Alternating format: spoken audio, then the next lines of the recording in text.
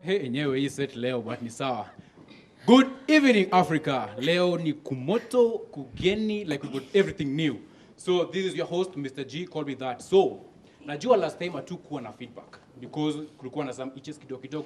So today keep the conversation moving. Our new WhatsApp number. Ama naje member? Hapo sana.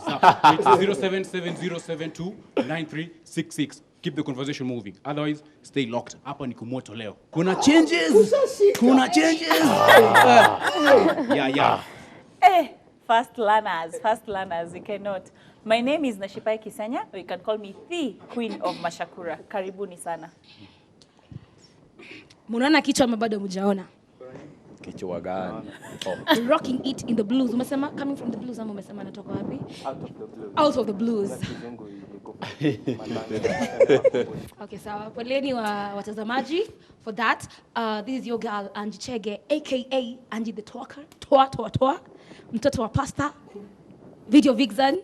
Keep it locked. You're gonna love this one. Oh, Index 1. May God bless you, member. You're gonna love this one. Angie, ho una flip nini by the way? Niombeeni nywele. Anyone? No, you're not who. I need hair. As you can see here ni Newton Ogero, na kama kawaida mtajua mnafurahia. Na mkiona leo nimevaa luminous.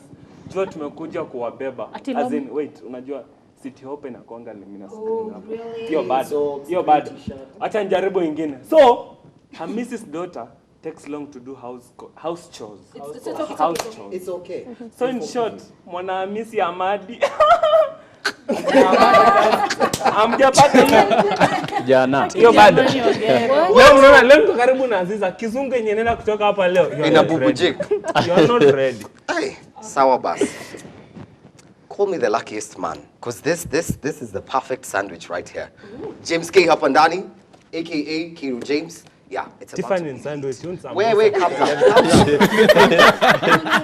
No, you didn't say that. Oh my guy, I'm not sure, Jan. But anyway, my name is Aziza Hashim, aka King Z, aka the Media Messiah, and today my baby is here. So everybody, tuya make sure to kujeni kai next day. AKA the lucky lady. Chana na wao. Lucky lady. Hello, my beautiful people. Your one and only Nyakoja Berg, Gorgeous One 2.0, Tiffany Njeri. Apparently, I always forget to say my name, and I've never really noticed. I think it's because I go to the other. Yeah, but that's not my name. Like it's AKA. Tiffany Njeri, like my government name. Anyways, I hope you guys are keeping warm. Guys, it's cold and freezing, but you know people are about to warm me up in this set with the jokes. These guys have me going so much. Hope you're enjoying the show. Keep talking to us. We love you so much. We're sorry. Walai. Mimi nakupendaga. Lakini unajua kuna kitu moja kabla before anything else. Hii baridi nataka watu wawili. Mmoja wa kuendea mkate na mwingine wa kupika chai. Mimi ningesema kitu. Chezeni kama nyinyi pale hivyo home. Kuwa miss nayo. Bana. Lakini leo niko area kama bacteria kutoka Nigeria. My people, you are not ready. We are not. Clear one and only sweet boy Tam Tam. MC Interesting. The only virgin boy in Kenya. With 7 kids. Hakuna mwingine. And by the way, Kujeni muone. and welcome to Chit Chat. And on to our first topic of the day. Relax. Okay, sawa. Okay, mnaweza tuma feedback kwa tumechange number. Mtanipea tu miezi ngapi? Nishike those first learner. Sasa tumeachia the first learners how to graduate sisi, you know these things. Okay, and the first topic says if she stays with you after cheating, she was cheating. If she stays with you after cheating, she was cheating. As in, umecheat but amekwambia iko sawa, we can just continue. Mimi hey. Legit. Hakuna hiyo, acha nikwambie mtu akicheat usimdate. Una get? Okay. You the moment umecheat hata umeze calendar, we cannot date. Why Una the get? calendar? Because of dating. Hizi joke bado hajafika. Inabidi ujiweke kwa hiyo embarambamba WhatsApp. Ndio ushike hizi vitu. Kingia WhatsApp group ya embarambamba. Angie, unaonaje? No, honestly, niko na mwelekeo tofauti na wako. alia mwelekeo. Sababu uwekwe tu kwa gazeti. We are sorry. Kwa sababu I might be dating Jemo. And then Jemo ameenda trip. You see, What? I'm a trip. Like, okay, sawa, I'm a cheat. Unajua ni ameteleza tu. Oh, Okay, wow. no, that's Angie, me. surely. No, it's Must okay, be it's nice. okay, it's okay. Mara ya kwanza. Okay, you know, sometimes I have to sit down and consider, tumetoka wapi? What have we been doing? Ni mara ngapi amenikosea? When the good outweighs the bad, manze, you can stay. That's one. And number two, naweza kuwa nimekutake back, see, because pia mimi na cheat. Unajua mnaona kama, okay, just stay, because pia mimi kuna vitu nafanya behind your back. No, I'm like, you're a nice person, babe. This is just one thing. No, inaweza kuwa tu alitrip. Tunaweza kaa chini tuongelee So what is the maneno. maximum number of tripping or cheating is now bad, or you know you can't get back together? Babe, Only now let me 17. take that. Okay, let me give you back with another question. So how many people are you gonna dump? Because I'm telling you, watakuwa na trip. If people are leaving us for the mistakes we do every time. Guys, first of all, She's not. Yeah, thank you. Yes, Jimbo, Ngoja, is ngoja this you? usikie. No, she will give you one Unajua last acha nikwambie. Angie. Angie, listen here. Unaona skeni wanaume. Umecheat na demu yako amejua na first of all ndio mnaweza endelea.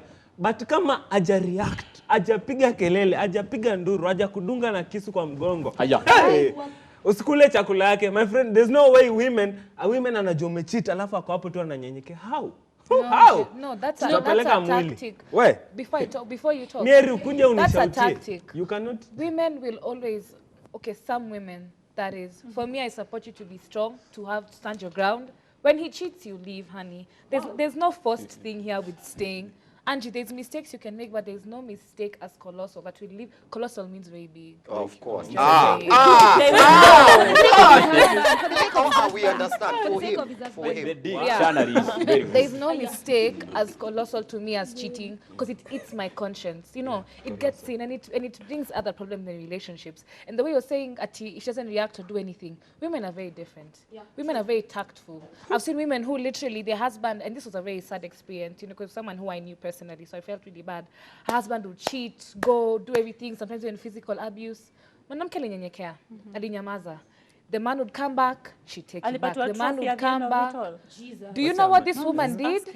She slowly but surely paid for her own house, paid for her kids' fees, everything, and shut the doors and never went back to that man. Not even once. So Jemo, don't think that TV always. Sorry, honey, I know you're logical. Hey, well. Thank you. Kai. Not all women. Yon matusi mpaka rangi. Pole. But not all women are gonna lash out. And to me, if a woman is quiet after you cheat, it's two things. It's number one, we stop caring as much. Number two, we just know you're not worth it enough to keep trying to help you. We're not your parents. we are not Bob the Builder. We're not fixing you. We look like some academy. Yeah, and First of all, guys, I needed to respond to Angie. You can never say cheating is tripping or it's an accident. Say tulitembea pale kwa barabara, ukateleza ukaingia kwa mtaro, that's what cheating is. And don't blame Shetani for cheating. That's a no-no. We can't think that low, to be honest. Then again, fine, when someone cheats on you, I think it depends on where you are in that relationship. Is it a marriage or is it just a relationship? If it's a relationship, girl, please. Someone should not cheat on you and you continue sitting there. It doesn't make any sense. And if you continue staying, probably there's a possibility this statement is true, that even you're cheating. And both of you are there for the games. And okay, Nash. Yeah. Hizo miwani. Aya. It's okay. No mashaini She really looks nice. She does. Yeah, okay. Hey, well, Jemma, I know you're always loud every single day, but now, so. Thank you. I get, but Newton, to your point. Wenye nani be wako amekwambia. Watu wanaweza kuna madem unaona pengine kama mimi ni yule demu kulipuka. Tunataka hao. You want me? See, ilikuwa tu statement. Okay. Hypothetically speaking. He's saying it. The thing at least nimeget Kenya namaanisha. But the whole point is, so mimi nita overreact nipige kelele. But kuna Unash mwenye ni demu mwenye hapendi maneno mingi. Ama Tiff mwenye okay umefanya hivi. Me I'm gonna be silent. Pack my things and leave. Unaona silent. Ndio kesho yake unasikia another news today, a man was poisoned by his wife. His body has been taken to city mortuary. Exactly. What about me? Singing nakupigia kelele. I can easily pick something, grab a knife and nikudunge na hiyo hasira yangu. Kuna watu wenye alafu there's something very important they've said. Sometimes you consider if it's a marriage or a relationship. Kama ni date, unaweza jitoa mami, si 12 disciples. But again, ukweli si ati wanaume 12 tutasema by then niko number 11 wamekwisha. Anji. Ni matibuo. Unajua Anji amebaki kwa hii class ya slow learners peke yake. Unaona Okero amepata ameanza I thank God for this position, but I'm not going. Sitawacha niseme what you guys want to hear in the name of just fitting in. No way. Mimi nitakuwa violent in the first place. If you, I'm going to be violent. You're not going to cheat on me, honey. Come sit next to me and tell me, baby, I'm sorry. We fight, and then tunaeka tunasameheana. Anji. Okay. Let me Si kujaribu kujustify cheating. Anji. Nisikize tu. Okay. Naona kama kuna cheating si mzuri na hata hakuna kitu tunaweza ifanya ikuwe mzuri. Lakini kuna uligongwa kichwa. I think I should sit here every day because unajua sijasema ati kukuwa na another partner ni vibaya. Mimi nimesema cheating. So you don't know what I mean by cheating. Anyway, Anji nilikuwa nasema cheating ni sawa umempata. But si lazima ukuwe violent. Kuna design mingi sana za kusolve hiyo kitu. Unaweza ona amecheat, umuombe. Unaweza ona anasema umuombe, yani akuombe msamaha, ni kuconfuse hizo maneno. Unaweza ona amecheat, utoke uende. Unaona? Badala ya kuleta story mingi. Alafu unajua men pale hivyo venye walireiziwa. Sorry to say, lakini kuna mandume pale hivyo wanadhaniaga mwanaume kukubali makosa ni makosa. Unaona? So the moment umekuja approach na mwambia sijui ulifanya hivi na hivi, hata kukuonyesha the masculinity in him, unaona? So kutakuwa kuhot. So jaribu another thing, hata ili umuombe.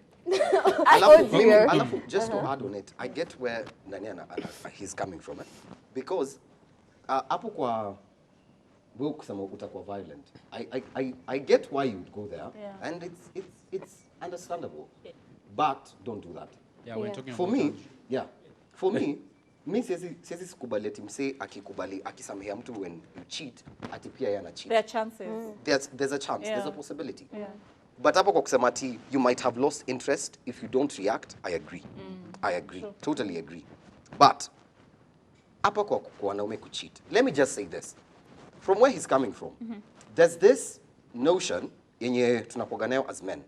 We've grown up in a society that ina to celebrate for our sexual escapades. You find even friends, when you go out, your friends are like, "Aye, by the way, ono ule mama." So sometimes it's not even that you want to cheat, and I have seen this before. It's not that I want to cheat or someone else wants to cheat. It's that you want to prove that you're masculine enough to actually pursue it, because Osema, if you're just to one woman, if you're clinging on to one woman, you're less of a man because you're not sexually. According to society. Yes, that's what they. And sometimes, it's kind of a weakness for men because we need for us to be affirmed that, you know what, you're a man. Like your friends will come, you're a man. Your chica come, you're a man. Your mom. So if there's a place where you can get extra points, you end up doing some dumb stuff just to get the extra points.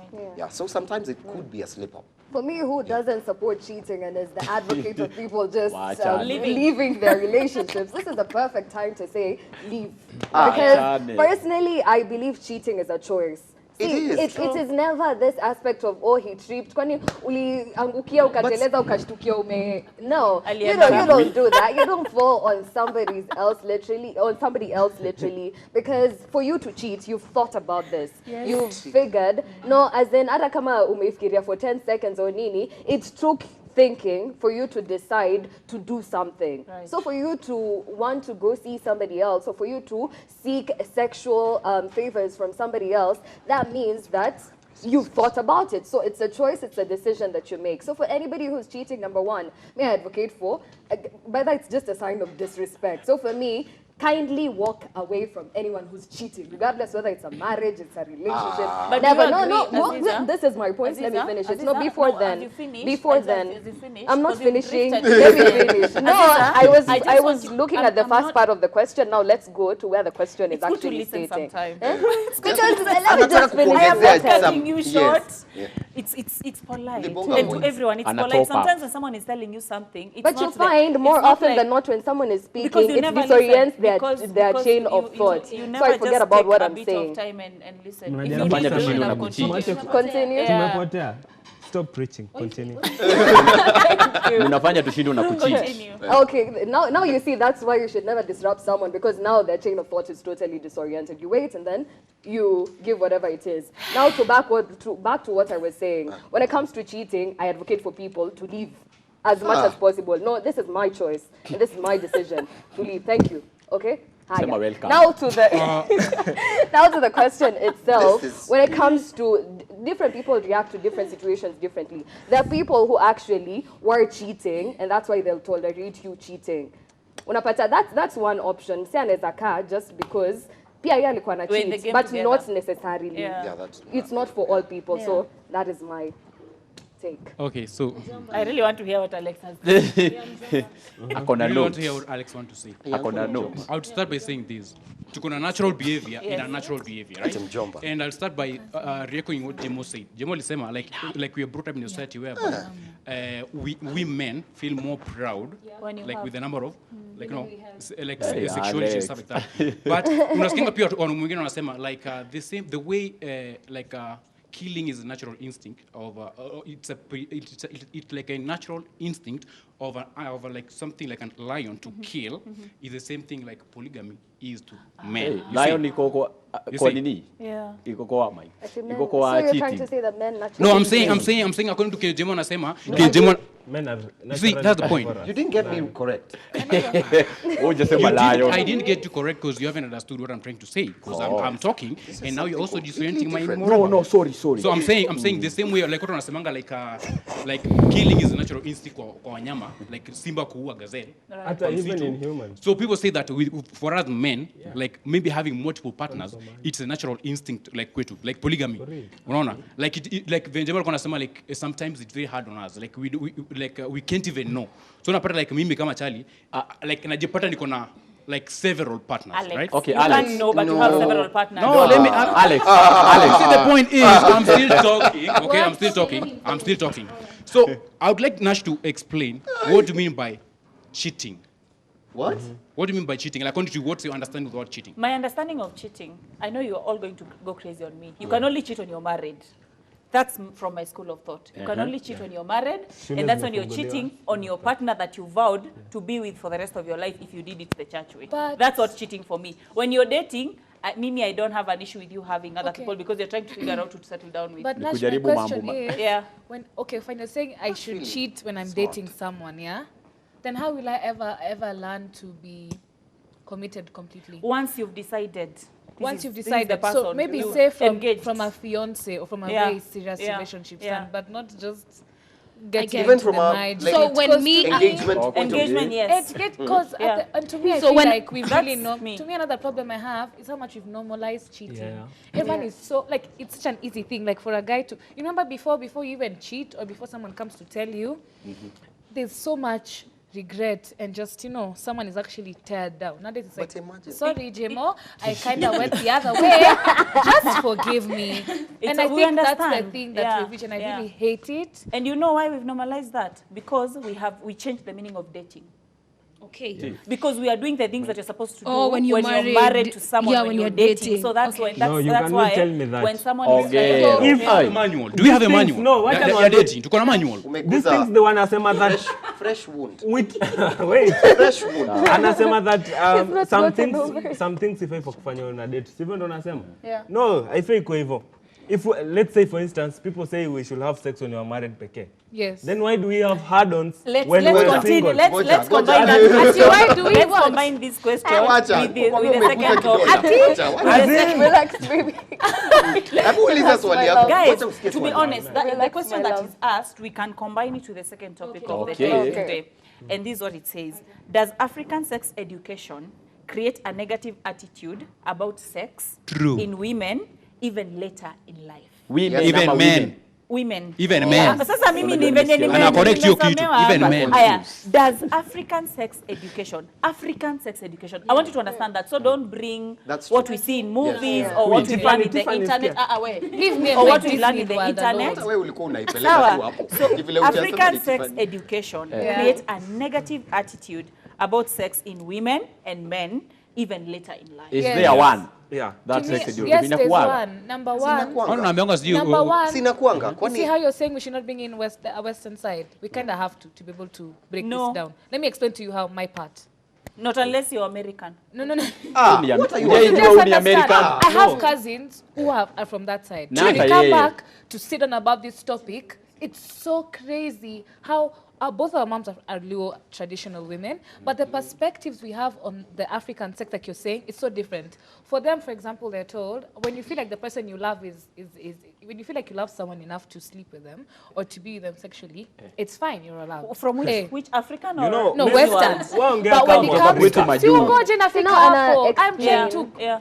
to compare, or we Yes, won't understand. yes, mama, yes. But in my perspective, my mom has always told me, Tiffany, this is something you're keeping until you're married. Tiffany, this is something that you shouldn't just tell me you love someone, because you can love someone for a very short Yeah. time. You can think you have this love fever when you're young, and it might not exactly go anywhere.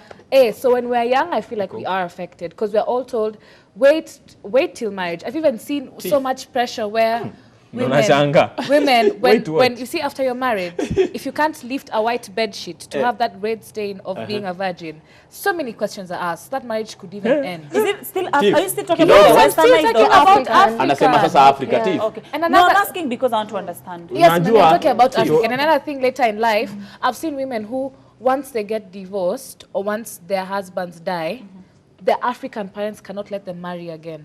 The African parents are not finding them having another partner sexually or having any other person. Because to them it's like, bwanako amekufa, now it's your work to stay, raise your children and wait for your death. So I feel like Africans really Unaona, put us wanaume down. wote Tiff, wa- kidogo Well, niingilie hiyo eh. story ya African whatever, Africa sex Sex whatever. education. Kwanza hapo niseme kuna vitu mimi naendaga against. Me believe kama God alikuwa ataka sex ikue after you are married, mngekuwa mnapewa hizo sex gadgets. Mnapewa hiyo Unasikia hizo gadgets. mnapewa hiyo time ya marriage ndio Hizo kwanza gadgets. mnapewa. Lakini juu ulizaliwa nayo immediately uko in love and age yako iko poa, cheza kama wewe. Yeah. So story ya Africa venye wanatupeleka na irada ya sex, saa zingine inaendaga ni kama inakuchosha. Member. Juu unapata Member, unaona, acha nikwambie. Eh. Kwa wanaume wote Kenya tumefunzwa kitu moja. Okay, wasichana nataka msikie. Ukienda kwa nyumba ya mwanaume hata ukuje na gas utapata kuni. Are you getting what I'm saying? No. There are some things. No. Listen. Men kuna vitu wanakuanga wamewekewa No by like choice. Pardon? Okay. nimeachia hapo. Yeah. Guys, I want you Seriously? to understand this thing, yeah? A minute. Can When you finish we what you're talk- saying? I when didn't we even get talk- any points. alisema ukienda kwa mwanaume hata kama uko na gas utapata kuni. Get that correct. Wacha Fadhali. kwa kichwa. Wacha. Kuni. Kuniambia, yani. Patie time. Tuendelee. So, Kuniambia. when we talk about African perception Sex on education. sex education, these are things that in our generation we were not taught. Sure. Our mothers were partly taught. Our grandmothers were fully taught. So this is something ambayo inaenda over time, inaenda ikiisha kwa sababu education, religion, and all that. So there is that actual African sex, whatever, education. And in different cultures, it's run differently. Because in Maasai land, we know very well that when a lady is going through circumcision, and I'm against FGM, totally. Yes. It's all like I'm agreeing with it. But I'm just saying at that duration, that's when they're taught about sex life and all that. Even the same way with men I'm talking from my culture point of view, yeah. When they're being circumcised or when they're going from childhood to manhood, that's when they're taught about sex and all that. Does it affect you? Yes, it affects you. Initially, was it affecting people? No, because we did not know anything else. You get? Now with the education, now with westernization, with technology and fantasy and pornography, that's when change comes in, because now we want to achieve what has been brought to us. And you know, when these things were brought to us, including religion, we were taught that what we were doing initially was wrong, and it was demonic, and it was bad. I think that's my But let me argument. say something. Let me say Amesema something. kitu poa, wacha Let me say nikwambie. something. Unaona like Kenya amesema in the past Charlie alikuwa akienda kwa circumcised, ulikuwa unaambiwa what to do, and I hope hapa hivi kila mtu aliambiwa, right? Sasa hii unapata mostly hii generation ya kama vijana msana anapeleka hospitali anaenda hapa Mbagathi, yeye anawekewa hivyo, akitoka ako still the same child, anachekiwa care na mama yake, si uncle zake wenye wanafanya hiyo transition. Akitoka he still a child, anaingia juu kutitu women. Ando wase unakuja unapata inaleta hizi stuff zenye mnaona kwa news sahi. Hakuambiwa mwanaume ufo uchape demo, una get? Mwanaume tafuta, that's the lazy men wanatoka hapo. Let me say something. I agree with what you've said. Just kidogo. Until you lost me mali ulianza kusema, they brought like religion and everything. I do not think that all the westernization that came in is bad, and I'm not saying you said it's bad. I think it helped us understand better how... No. This is me. Okay.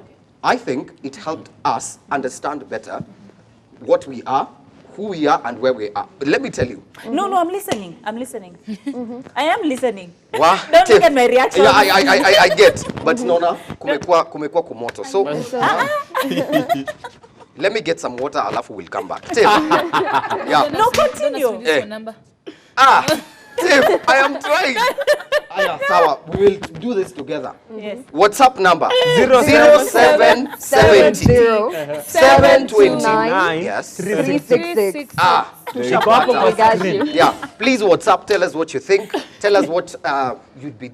What would you do? Unafikiriaje hii story? Tuongeleshe, we'll be right back. All right, we're back and welcome back to the show. In case you missed out the first bit of the show, you can catch it on YouTube at Ebru TV Kenya. Now, usisahau to follow across all our social media platforms at Ebru TV Kenya, except for Facebook, which is Ebru TV KE. Now, we have a new WhatsApp number because we were struggling next week. You know, a show is not a show without getting to hear your feedback, without getting to hear your interaction, without hearing Jaime and everybody else that we absolutely love. Yeah, so we got you and we got a new number. So why don't you text us? Why don't you let us in on those paragraphs and all of those shout outs, and we'll do the thing. 0770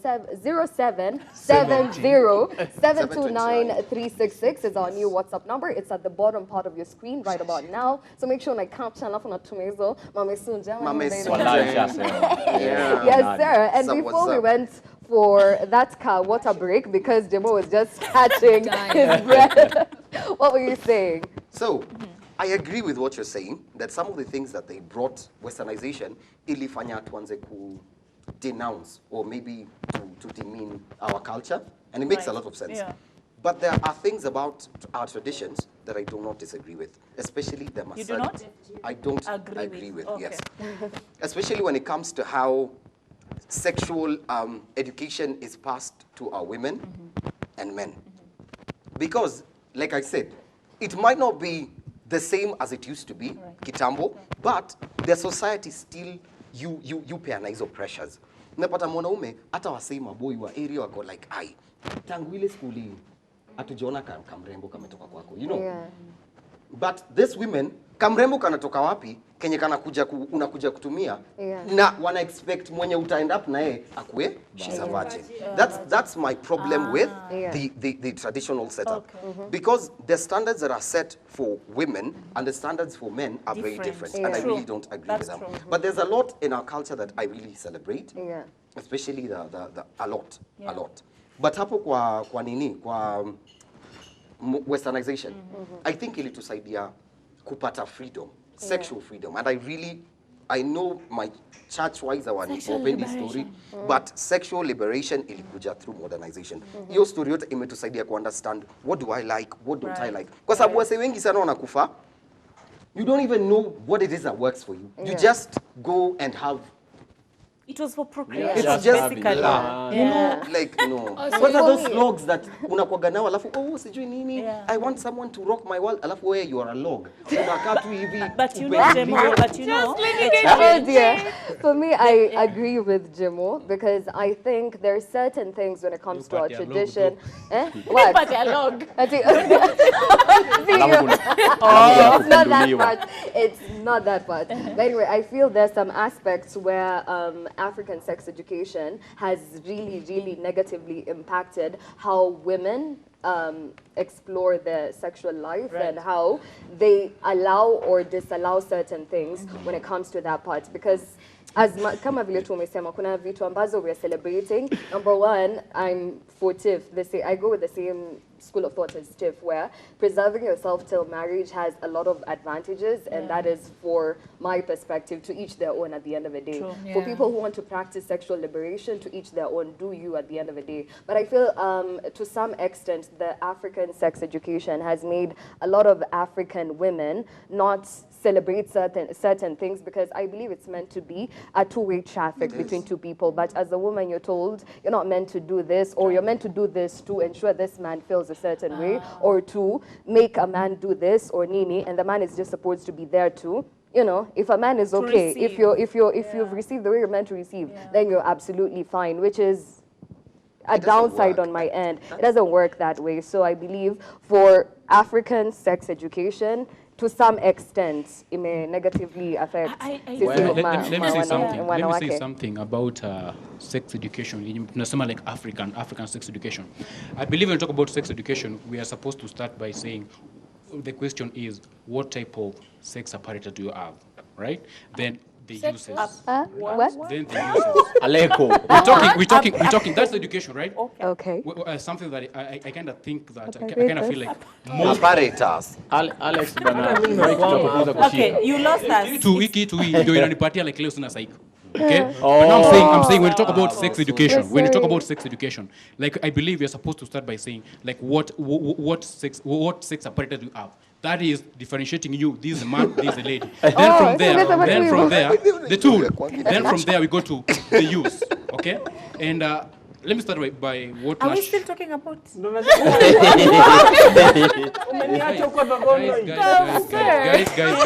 you know, I even feel like the first question, niliongea kidogo mkanika short. These two. No, I just enjoyed the conversation. Just trying to understand you. I'm not even enjoying this. Just So enjoy. I'm trying to say is, consider yourself an old African woman who only has that to Skiza. advise. No, okay, the only way you can help with this is I can't cope up by like maybe say mtu akiraise sauti, like I have to raise mine too. Wacha kuexplainia shida zako, tuendelee na topic. Aya, enda baba. Go on. Uncle. Hey, uncle. Okay, Uncle. so I'm saying this. When we talk about sex education, like we are supposed to be able to identify this is a man, this is a lady, right? Those are the But now you apparatus.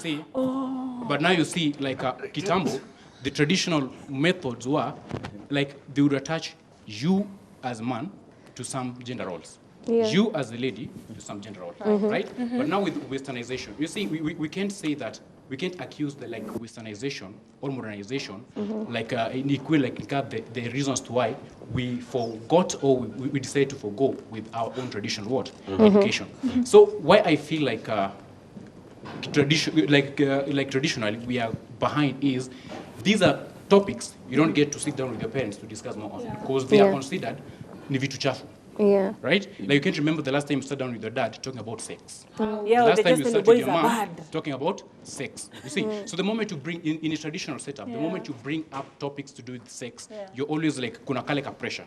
You see? And therefore, I always say if you as a parent can't teach your son or your daughter about sex, then internet will. They'll go do porn. They'll go like start saying that kumbe it's not just a matter of lying there like a log kupendusha vile Jimo anasema Kifo cha mende. Alex, hiyo style ni kifo cha mende. With that we start bringing you start seeing the differences and the gap that is in between the modern sex education and the traditional one. My only concern that I have with the westernization, fine. I think I'm more cultural, but there are things that I don't definitely agree with. And I say it very well, FGM being one of them. I don't agree. I don't agree. Kungolo men is not sexual. I can explain to that.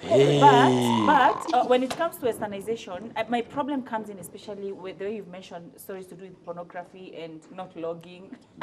Yaani unaambiwa kani kama poteza Not logging. And the fact that you're saying that it was imposed into the woman is the one who's supposed to do the most and the man is is supposed to receive. I think for me, it also sets expectations which are not real to Yeah. start with, because if you're watching pornography and you think that you can perform such things, Yes. first of all, you need to know those people are high and they are paid. Yeah, you can't. You are not high and you're not paid. And it's a production. And you're not, it's a whole production, whole you know? production. And Mashakura. for me that it becomes a problem. Can I say something, member? Kidogo tu. I haven't talked. Wewe ndo unabonga sasa after Okay, sawa. nimeambia Mashakura kile nataka kumwambia. Okay, wacha nisikuambie, wacha niseme hivi tu, siwe naambia. Wajua Kenya tunaambia watoi wetu Kenya pale una hivyo, cheat? tuna teach pole. Kenya tuna teach watoi wetu pale hivyo, tunaweza kuwa tunawacheat. Unaona? Lazima ingeingia upendo. Lazima ingeingia. So inaweza kuwa ni vizuri kuwafunza, na bado tukiwacha wafunzwe na the western way, inaweza kuwa iko poa juu somehow ina normalize, inakuwa ni kitu ya kawaida, lakini bado inaleta risk. Unaona? Right, yeah. Juu tukiangalia kitambo, I think I've said this one before, kuna mtu alikuwa anaambiwa na mkoro wake, ni dem, alikuwa dem, wacha nitumie Anji, anaenda kuchuna maembe na maboys. Unaona? Maboys wanamdanganya apande muti. Unaona? So hao wako too busy, yes yako na skirt. So mama yake badala ya kumfunza the right way, unajua alimwambia nini? Anji, usirudi kuenda kupanda mti na mavijana. Unajua wanakuchungulia panty. And Anji akajua, that's so risky. So next time hakuenda na panty. Hata kuona kitu ya kuchungulia, unaona? Yeah. Anji, tebu jitetee. Thank you. Ulipanda mti alafu Jitetee. Wakaona. alama ya Alafu ukatoa maembe. Ni sawa, remember? alafu ukatoa maembe. I know mnataka kuona picha zangu za blue, so wacha tunicheke muone. But me, I feel like I'm a little bit blue. Yeah, it's blue. Yeah, it's blue. Ndio ulipanda nayo mti? Yeah, ndio nipanda. But here's this. Maybe I feel like I'm totally confused and lost. Sorry to say this. Yeah. With the whole topic. We understand. Kizungu. Asante. Not even about kizungu. I'm trying to look kwa sababu unakuta kuna venye hizo ndo ziko na pros and cons zake. Yeah. Kuna venye Pros and what? Cons. Kizungu Index mkuti. 1. Hello. Usually inafanya kazi. Hello. seriously. So skiza hapa. Unakuta kuna vitu tulifunzwa kitambo ama wazazi wetu walifunzwa kitambo zenye sisi hii westernization haitufunzi vizuri. Yeah.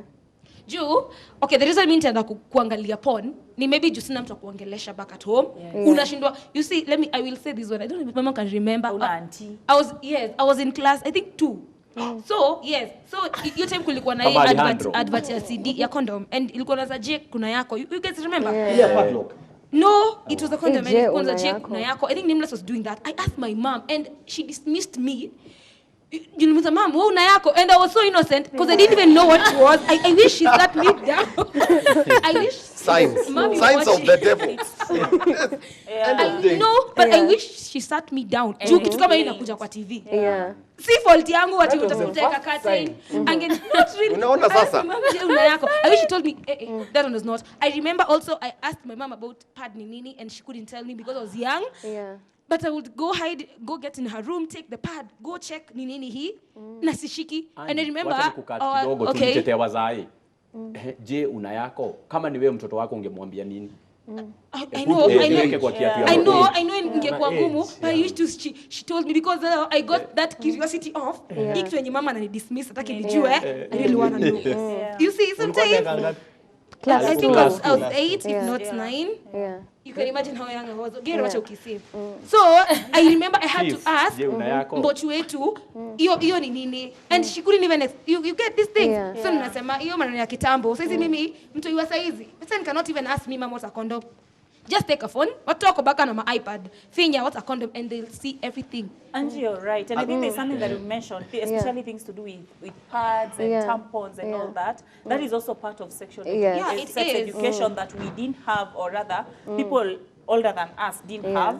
Because like right now, my son is almost turning 5, and he came across a tampon. Was like, "Mom, what is this?" So I explained. Wow, That's that's I'm like, That's "This a is good what thing. we do," and so like, "Yeah, so mommy's bleed." I'm like, "Yeah, we do," and I went on and explained it's good. everything. Watch out, Yeah. Because watch you your know, story. the thing is, if you don't give your children the right information, someone else will do it, Yeah, and they're exactly. going For to you. give a Yeah. very negative or bad. Yeah. or bad Allow I me totally to agree with kusema. you. Also, there's one thing that you said that I was just about to Yeah. kusema. Yeah. that I think sexual education, while we are training our women about pads and can we involve our men? Yes. Because sometimes unapata, there's a situation where there's a single dad, hajai deal na hizi story, and then the daughter ameanza ku experience. How do we handle and it? even for people who are the same peers, because you find more often than not, kama your story, and everything, how we can shift it up a bit and ensure that we're providing solutions, because we've seen the downsides in how we're negatively impacted by the African sex education.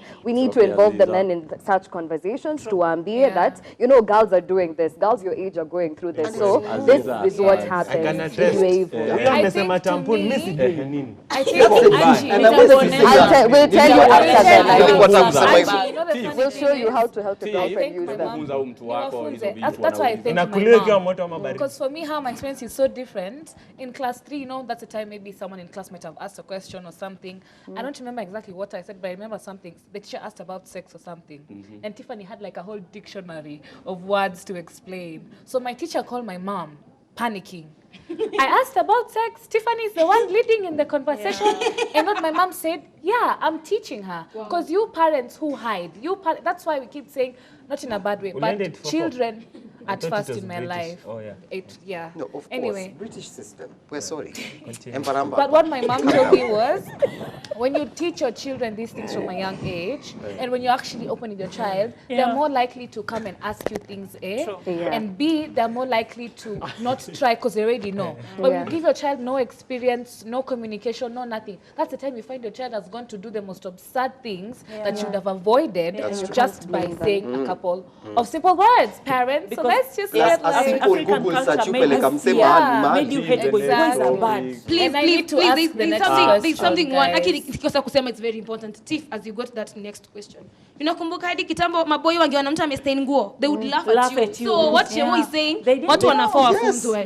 Go ahead. The third question, it says, is it true that men with sisters have a deeper level of emotional intelligence and communication and are empathetic partners? Who says so? Are you agreeing? Yes, I am agreeing. I am agreeing. Well, Can I tell you why I'm agreeing? First of all, yes. I'm the firstborn. We're 5. So it's Tiffany, then a girl, then a boy, then 2 girls.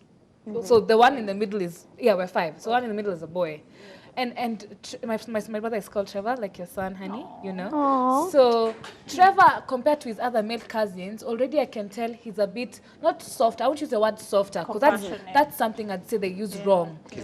He's more emotionally connected to us as girls. He's more emotionally connected with how he'll say things or how he'll act. So I think when they're around girls, if it's just enough, you still have to be tough on them, because you know some people say if you're not too tough, if there are too many girls, they might swing the other direction, they might do that. But to me, they are more emotionally intelligent. They're way sweeter, understanding. For me, I think it depends, because it depends with what impact you actually create on them. Because you can have sisters and be the biggest, the craziest person. You don't know how. It depends with which sisters you have, first of all, because your sisters can have such a negative influence on how you become. So it's up to them and up to the female people who are around you or within your environment and what impact they actually create in your life. So for me, it actually depends. So there are people who have sisters and they're the worst. As a guy who has a sister, she's watching Xavier. You know, the moment, let me tell you, I have a sister. So no. Lana upewa mtu moja. So let me tell you. You know? Yeah, no kweli. Mimi nilipewa yote. So let me na anifanani by the way ataweza kwa. Thank God. She's gonna get a partner. So you know, having a sister has taught me how ladies are crazy. Unajua, growing up. Wait, let me finish. As in, you understand the women more. You get. So I know that when a woman tells you go, ufai uende, yani these people are complicated. So like the moment you kona sister, hii stuff mimi nilianza kona kitambo. So right now I know how to handle a lady. Una get. Kasi ningekuwa na sister, mimi ningekuwa tu na mabro zangu, manze sijui hapa kungekuwa kubaya. Yeah, you are. You ever had yourself talking about your ex? I'm romantic. You're not. Tunataka kila mzee apende view yake kwa hiyo hiyo swali point yako hapa kwa sio. Ogero. Haya, mimi nataka kusema hivi. It doesn't help. Ogero. Does not help. Lakini sawa tu. kitu nataka misunderstand. Kukuwa ati uko na sister, si lazima uko na understand. Magalde, unaona? Sasa tunafanya ule mse wako maboys go peke yake. Sasa shanga, mimi nikitaka ku-understand magalde mtafanya nini? Unaona? Ku-understand the other gender, kama wewe ni ndume ku-understand magalde, lazima ukuwe kitu ya kwanza unataka ku-understand. Na kama wewe ni garden unataka ku-understand mandume, lazima ukuwe kwanza si tunatumia society, ukitumia society kama baba yako wako toxic na wewe unajaribu ku-understand na that perspective, utakuwa tu kama yeye, unaona? Cheza kama wewe bana. I agree with whatever he's saying, because sometimes unaweza kuwa na sisters wengi hata like for me I have like 2 sisters. So for me I think imenisaidia ku understand women better, in terms of I know I am emotionally intelligent. But I acknowledge that. Yeah, but yeah, yako bato na maybe it will come with time. Yes. But na get Kenya unasema, it must also come from you kutaka kukua better, because yes, lazima ukuwe tu na hiyo intention ya I want to know how I can live better with women, because sometimes, and parents say hiyo ya kutrainiwa ati wazazi watakutrain wakwambie usipige wanawake, and that's why I don't disagree with what you're saying. Ati usipige wanawake, usifanye hivi, yet the person who's telling you usifanye ana end up kupiga. Unasikia kesi alipiga demu yake, anapiga mamake, anapiga, you know. So it's more of we pick up on those things that they don't tell us, but they actually do. That's how we grow up. We pick up on those small things, not necessarily what they tell us, but what they do. Nice. Right. I wanted to say that apart from the question or the topic, it doesn't necessarily mean that someone who has been brought up in a family where kuna sisters ndio lazima kuwe like that soft, that caring towards like girls or stuff like that. Someone might be caring kwa wasichana just because kwao they are only men. The family didn't, like the mom maybe didn't give birth to a girl. So these boys, they are like that soft towards girls because they wish they had a sister. So that's the point. Like for example, in my case, I come from a family whereby me, our house plus the other step sisters and brothers, we are like 12 boys and only 5 ladies. You see, only 5 ladies, and that large group of men. You see, now wanakuja wanakuwa ni kaki shield, like we are protecting our sisters. You see, so it doesn't mean that now kama wasichana ni wachache ama wavulana ni wengi kushinda wasichana. Like these men, most of them will come out like that, arrogant, like I don't care about ladies. They might as well come up with that element. Wakikuja na huku nje, the same way they care about their sisters, they have the same feeling towards like ladies. But I feel example you umetupea ina lean more on the question, because wewe umesema how many ladies in your family? 5. So for you, I think EOP imesaidia. Because tumesema your protective shield and everything. Now the protective shield now come in the sense that now these men protecting the ladies. Exactly. But you see, like for example, if I give like a personal, a direct personal something like point is, in my view, I only have one brother. You see, so my caring towards the ladies comes with the sense that I maybe lost my sister when she was still young. So you see that. So it's not because that Nikona sisters, because I didn't even like have the opportunity to grow up with them. I grew up with my only brother. Yeah, I think caring is very personal and it's a choice. But then you need to understand when you're in an environment with ladies, you'll understand certain things that you're not able to understand when you don't have ladies, because especially when they're almost getting their periods, or you know they are moody, you know they love chocolate or such things. So you're able to, you have some, uko tuna 2 points tumeongezeka where you're able to handle them during certain times. Good. Yeah. Anyone else? Maoni ya mwisho kabla nifunge kamati. Kamati gani? Asante. Kamati gani? As I wind up, you guys said something about that if having a sister like Angie, you're dead. Seriously? My brother, my son. Angie, hatuna time wacha kujitetea. Yeah, so let me say this. Just my small thing to say is that I have a brother at home. Teddy is watching and he knows I am the best sister. Yeah, Teddy. I'll tell my brother every time, treat a girl nicely. Nitamwonyesha how to do a girl. Ampe pesa. Ati how to do a girl? No, not to do a girl like to do a girl. But anyway, I always No, just to make it. Mimi nimekuwa or brother angu, we don't live with our parents because we're in Nairobi and our parents are back there in Nakuru. Maybe I'll tell my brother even about sex. These are things you need to know to Mongelea in the previous topic. Right. Things. So you can also be a second parent to your siblings. Yeah. Stop making assumptions. And nikizungu ni yangu. So guys, yeah, thank you. Nashukuru Mungu sana kwa wakati huu ambao mmeshikana na sisi. Tangio mwanzo hadi sasa.